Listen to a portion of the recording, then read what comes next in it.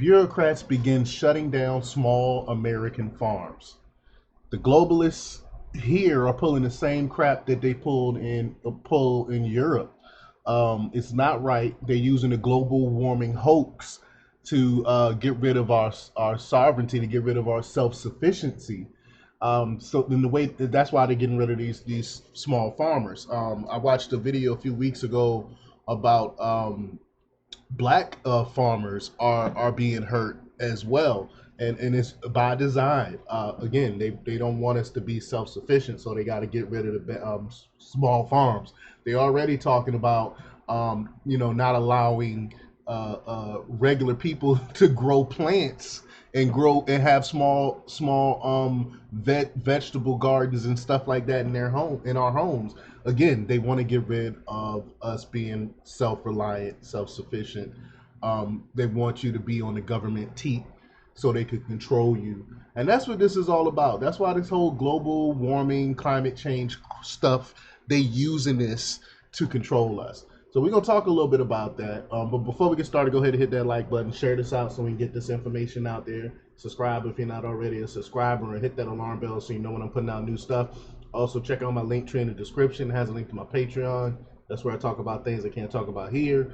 There's also a link to my Instagram and my merch store. Also, check out jjthepsychotherapist.com for news as well. All right, let's talk about this news. Now, this comes from Slay News.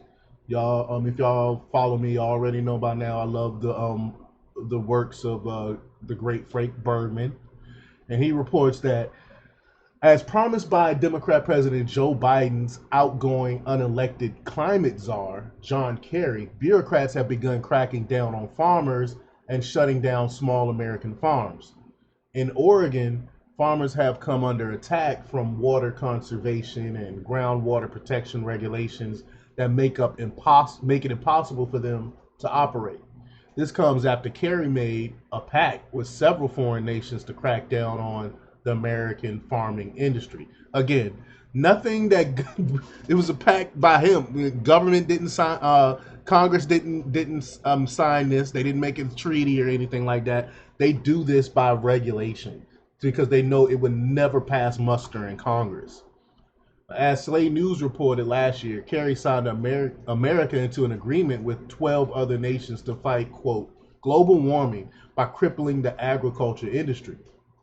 International governments have agreed to sign a pact pledging to target food production by shutting down farms to reduce methane emissions. Again, no science behind this. Where's the studies that show that the methane gas coming from cows and farms is harming our environment? We have no. They just arbitrarily doing this. But the 13 nations signing the global methane pledge are Argentina, Australia, Brazil, Burkina Faso. I'm gonna be honest, I've never even heard of that place. Chile, Czech Republic, Ecuador, Germany, Panama, Peru, Spain, the United States, and Uruguay. The move seeks to drastically cut meat and dairy supply around the world to allegedly save the planet from climate change. They don't mention how people are going to starve over this. We're going to have less food, less meat because of this, but they don't care. Again, it's not about that, and it's not really about the environment. The U.S., Australia, Brazil, and Argentina nations that are signing the pact are among the world's largest producers of meat. According to a new report, bureaucrats in Oregon are now erroneously dubbing small family farms as concentrated animal feeding operations, or CAFOs. By labeling the farms as CAFOs, state officials can shut them down for the environment. This is so corrupt, so evil. Quote, the state of Oregon has effectively shut down small farms and market gardens on a large scale, and they're actually sending out cease and desist letters to farms as they're using satellite technology to find their victims and send them these letters to say you can't operate, an Oregon rancher explains. I would just ignore it. What can they do? What can they do really? If all the farmers stand up like the farmers in Europe are standing up, what can the state of Oregon do? But the rancher explains that there are two different laws that Oregon officials are using to conduct these shutdowns. One involves the state of Oregon's broadly vague definition of CAFO, which reads in part as follows.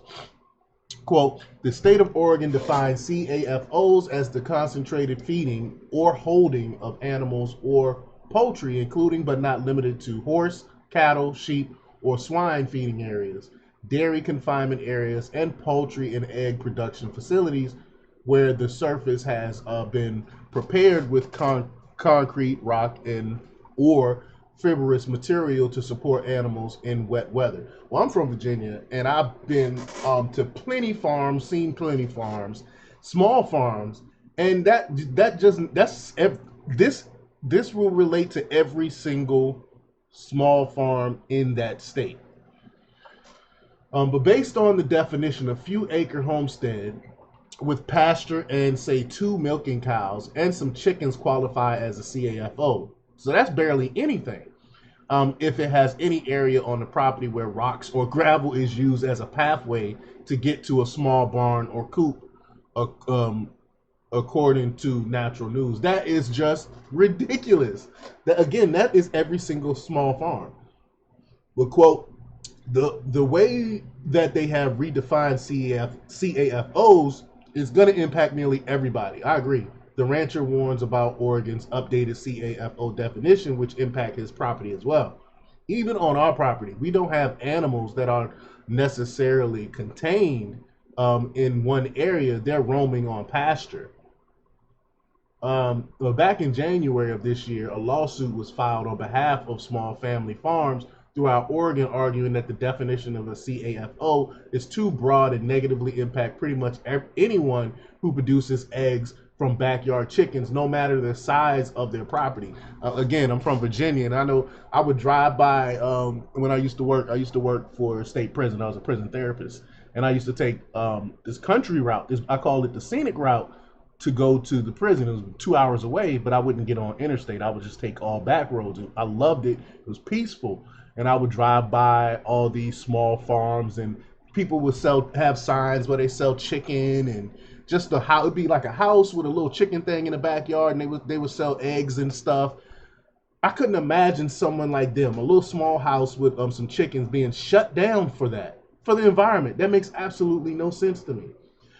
But the case was recently covered by National Review, explaining that Oregon's government joined forces with the large-scale dairy industry to oppress and tyrannize Oregon small farmers. I don't doubt that. Quote, this law is being enforced in the state of Oregon, the rancher warns, telling the same story as National Review about Godspeed Hollow Farm in Newberg, Oregon, which has been reclassified as a CAFO simply because it has a gravel pathway from the milking machine to the pickup station, just 100 feet in distance. That is utter ridiculous. Oregon has already shut down some farms. There is an injunction on some of the definition of the law until it can be heard in court. Currently, small dairy farms, a lot of what they're requiring is simply too much for a small farmer. Additionally, Oregon farmers are having to deal with the state's rules on water. I mean, this is sick. How are they getting away with this? But Oregon, you voting for these leftists. You were voting for these people that are regulating you out of existence. Why do you continue to vote for these people? Well, farmers are only legally allowed to collect rainwater in Oregon. All other sources, including water from rivers and streams and even groundwater on private property, are considered a public resource. Again, that makes absolutely no sense.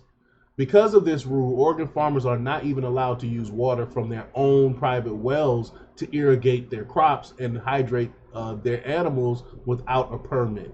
Oh my gosh, this is crazy.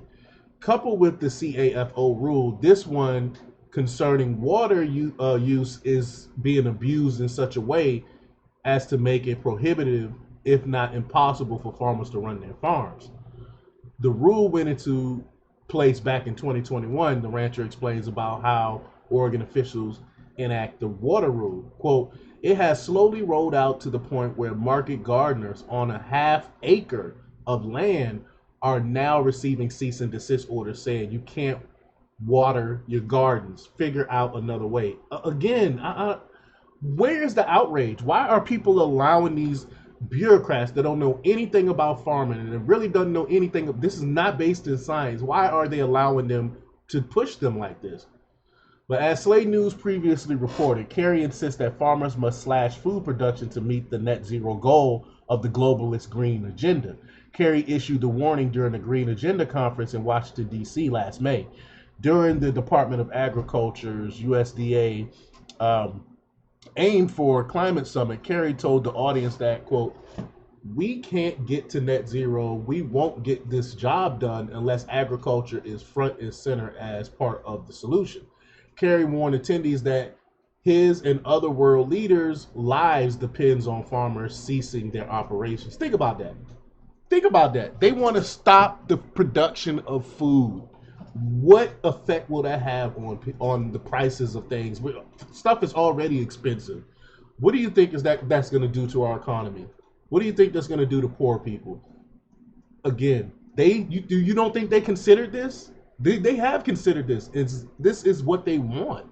But stopping farmers from growing food will lower agriculture emissions, Kerry insists. He continued by noting that he does not even call it climate change anymore. It's not climate change, it's a crisis, he declared. The news comes as unelected bureaucratic organizations, including the World Economic Forum, United Nations, and World Health Organization, push their radical green agenda onto sovereign nations. As we've seen repeatedly, saving the planet involves stripping the tax-paying public of their rights and slashing their quality of life by pushing false claims of an alleged climate emergency. But let me know what you think about this. Leave your comments down below. Like, share, and subscribe. And check out jjthepsychotherapist.com for the latest in news. Until next time, peace.